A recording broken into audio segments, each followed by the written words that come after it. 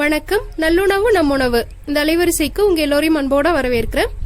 நம்முடைய அலைவரிசையில நிறைய பேர் வெளியில வச்சு காணொலி எடுத்து போட சொல்லி கேட்டிருந்தீங்க.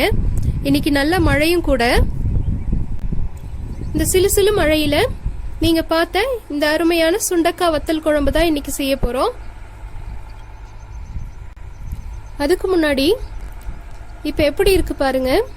இப்பதான் கொஞ்சம் தூறல் போட்டு நின்னுச்சு. காணொலி எடுத்து முடிக்கிறதுக்குள்ளார இந்த வானிலை எப்படிலாம் மாறுதுன்னு பாருங்க. இந்த குழம்புக்கு தேவையான பொருட்கள் என்னன்னு முதல்ல பார்ப்போம். சுண்டக்காய் வத்தல் ஒரே ஒரு கைப்பிடி அளவுக்கு மட்டும் எடுத்துக்கணும். அதிகமா எடுத்தா குழம்பு கசப்பா இருக்கும். அடுத்தது ஒரு 20 நாட்டு வெங்காயம், பூண்டு, பெரிய பூண்டா முழு பூண்டை உரிச்சு எடுத்துருக்கிறேன். 2 தக்காளி பழம் மசிச்சு எடுத்தது. தாளிக்கிறதுக்கு கொஞ்சமா கடுகு, வெந்தயம், கடலைப்பருப்பு, குழம்பு மிளகாய் பொடி 2 தேக்கரண்டி, கூடவே ஒரு அரை தேக்கரண்டி அளவுக்கு வரமிளகாய் பொடி, கொஞ்சமா மஞ்சள் பொடி, கருவேப்பிலை கொஞ்சம், உப்பு தேவையான அளவு, ஒரு துண்டு வெல்லம் எடுத்துக்கணும். ஒரு பெரிய எலுமிச்சம்பழம் அளவுக்கு புளியை எடுத்து இந்த மாதிரி கொஞ்சமா தண்ணி சேர்த்து ஊற வச்சு எடுத்துக்கணும். நல்லெண்ணெய் கொஞ்சம்.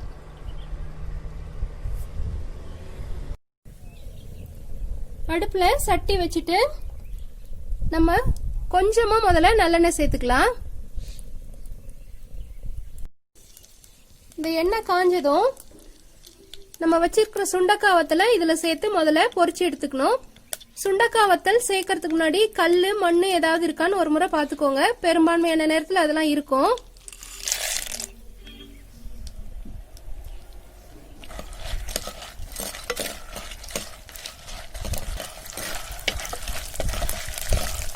சுண்டக்காய் இந்த மாதிரி நல்லா பொரிஞ்சு செவந்து வரணும். ஒரு சிலர்லாம் சுண்டக்காவை வெங்காயத்து கூட சேர்த்து வதக்குவாங்க. அந்த மாதிரி வதக்குனா குழம்பு நல்லா இருக்காது. இது மாதிரி வதக்கி தனியா எடுத்து வச்சுட்டு அதுக்கப்புறம் தான் குழம்பே தாளிக்கணும்.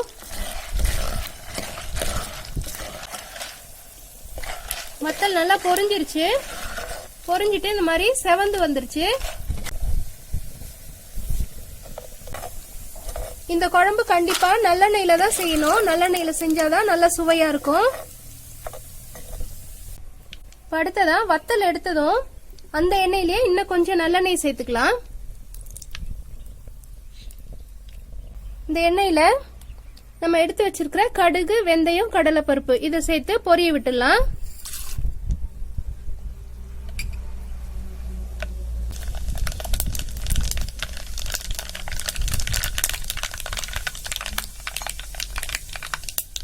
இதெல்லாம் பொரிஞ்சதும் கருவேப்பிலை, அடுத்தது பூண்டு, நாட்டு வெங்காயம்,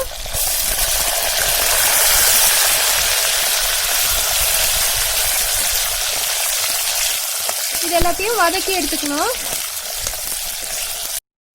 இந்த வெங்காயம் வதங்கறதுக்குள்ளார புளியை கரைச்சி வடிகட்டி எடுத்துக்கலாம்.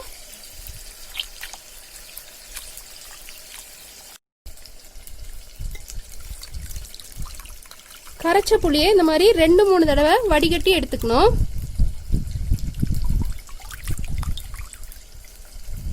இது கூட கரைச்சி வச்சிருக்க தக்காளி பழத்தையும் சேர்த்துடலாம்.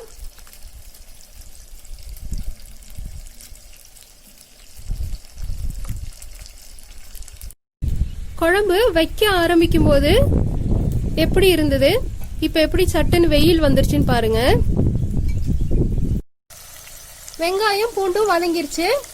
இப்ப இதுலயே நம்ம எடுத்து வச்சிருக்கிற குழம்பு மிளகாய் பொடி, வரமிளகாய் பொடி, மஞ்சள் பொடி 3மே சேர்த்து ஒரு கிளறி எடுத்துக்கலாம்.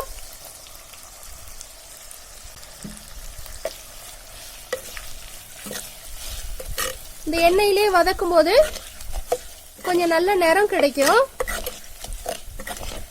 தீ ரொம்ப இருந்ததுன்னா தீஞ்சு போயிடும். தீ குறைச்சிக்கிட்டு அதுக்கப்புறம் வதக்கிக்கோங்க. மிளகாய் பொடியை வதக்கிட்டு இது கூட நம்ம கரைச்சி வச்சிருக்கிற புளி தக்காளியை சேர்த்துடலாம்.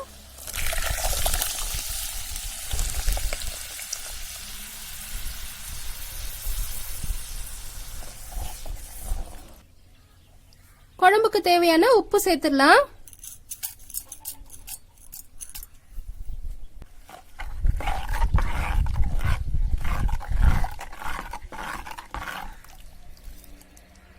தண்ணி எவ்வளவு குறைவா இருக்கு பாருங்க. இந்த மாதிரி குறைவான தண்ணி வச்சாதான் குழம்பு நல்லா இருக்கும் கெட்டியா. இப்ப இந்த குழம்பு கொதிக்கணும்.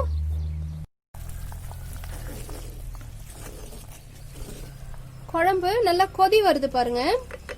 இந்த மாதிரி கொதிச்சதும் நம்ம பொரிச்சு எடுத்த சுண்டைக்காவை இதுல சேர்த்துடலாம். சுண்டைக்காய் சேர்த்துட்டு விருப்பம் இருந்தா ஒரு துண்டு வெல்லம் இதுல சேர்த்துக்கலாம். வெல்லம் சேர்க்கும் போது புளிப்பு இனிப்பு எல்லாம் கலந்து காரம் எல்லாமே கலந்து குழம்பு ரொம்பவுமே சுவையா இருக்கும். இப்ப இந்த குழம்பு நல்லா சுண்டி வரணும். நல்லா புளிக்காய்ச்சல் மாதிரி சுண்டி வரணும்.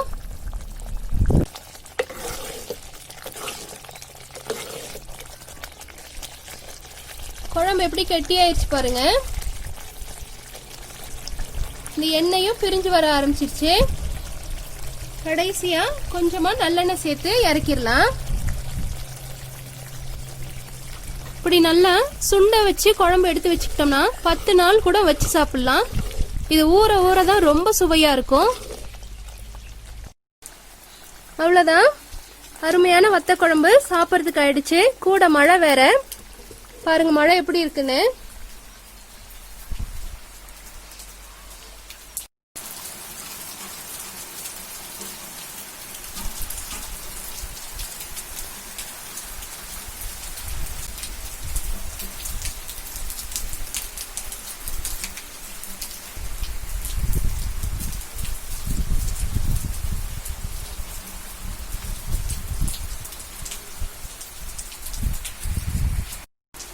இந்த காணொளி உங்களுக்கு பிடிச்சிருந்ததுன்னா மறக்காம கீழுள்ள கருத்து பெட்டியில உங்களுடைய மேலான கருத்துக்களை பதிவிடுங்க.